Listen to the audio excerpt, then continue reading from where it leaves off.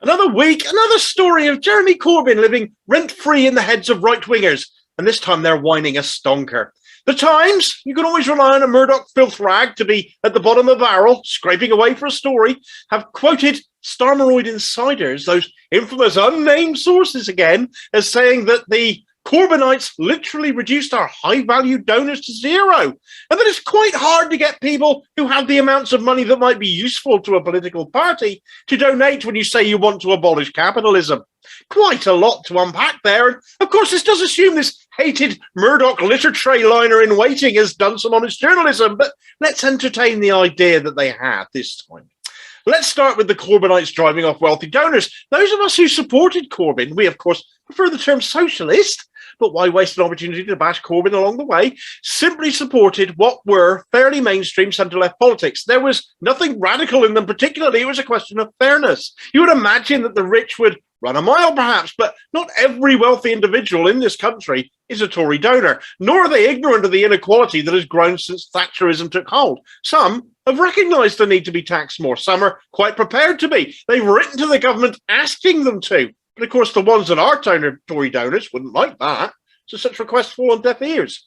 The fact is, high-value donors did support Corbyn because they saw the common-sense approach he took. He wasn't asking for huge additional sums off them, but told them straight they'd have to pay more.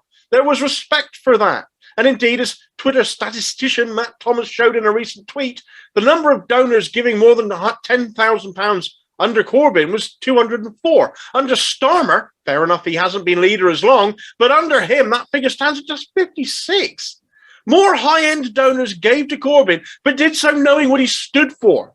Starmer stands for nothing, no ideas, no plans. As a puppet for Mandelson and Blair, you can't help but feel the high-end donors funding his leadership are buying something instead of supporting a clear-cut socialist agenda.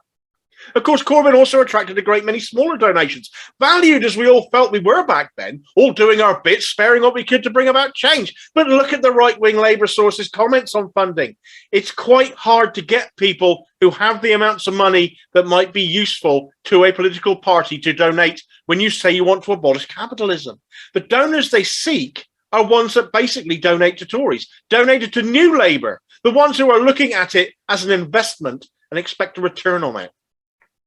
Also note that reference to amounts of money that might be useful, inferring all those small donations Corbyn attracted, which of course added up, are irrelevant, sneered at, and unwanted by this new regime. This is not the talk of a party working for the many and not the few. In fact, it sounds quite the opposite. The words you'd expect from a Tory, and of course under Starmer, this is what Labour has become. Lastly, note the reference to abolishing capitalism. This was a flat-out lie. Corbyn had no problem with people doing well for themselves through business ventures, but don't take my word for it, take his. What's your view of people personally doing well financially from businesses they start, found, grow or lead? No, I don't have a problem with people doing well at all. Indeed, I work with and know many people in my own community and other places that do set up and establish small businesses, and sometimes they grow to be considerably bigger. They all go through the pain of trying to get a premises if they're making things or selling things, trying to borrow the money to do it, trying to fix it up and all that to get started. And they work incredibly hard and they do take huge personal risks to achieve it. Some fall by the wayside and those businesses don't make it. Others do very well. I don't have a problem with that. I don't have a problem at all with that, quite the opposite. It's actually the dynamic that's brought about much of the technical and economic development we've got in this country. But two things need to happen. One is those innovative, creative people that have designed so much of the high technology we've got need support to do it and need access to appropriate funding to get their businesses going. And if they do become incredibly rich, then I invite them to be happy with their wealth, but also to share it a bit by paying their taxes as appropriately so that our public services are there for them just as much as they're there for everybody else, so that we don't have this horribly divided society. I don't think any of us want to walk past rough sleepers on the way into our businesses every day. What we want to do is walk into our businesses knowing that we have a society that does care for the very vulnerable and those that have suffered all kinds of catastrophes in their lives. That makes for a happy society.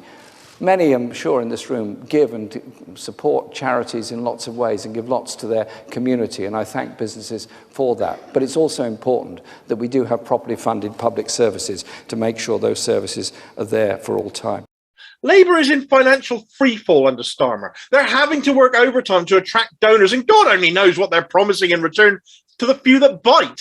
The small donations are gone. The £13 million in surplus Corbyn left the party with has been blown, wasted by the Labour right. And we've seen redundancy after redundancy announced in the party, to the point Labour is now begging members to volunteer to do previously paid work.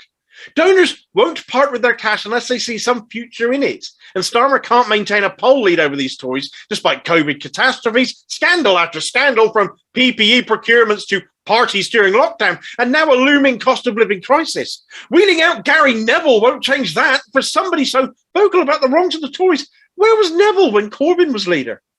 The May elections are coming up, and Labour have struggled to find people prepared to stand for the party, even in London.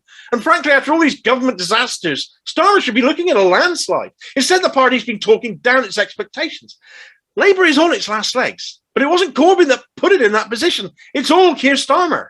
And if he doesn't go soon, the Labour Party itself probably will.